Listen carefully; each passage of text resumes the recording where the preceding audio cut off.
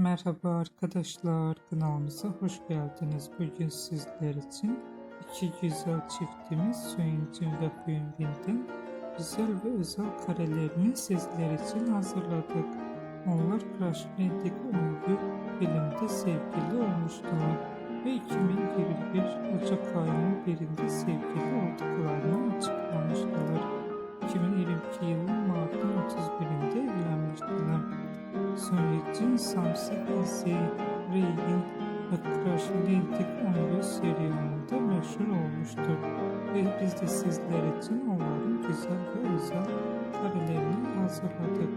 Bu videoların devamı gelmesini istiyorsanız kanalımıza abone olup yorum yazmayı unutmayın. Kanalımızda daha birçok video bulabilirsiniz. Bizi izlemeye devam edin. Herkese teşekkür ederiz.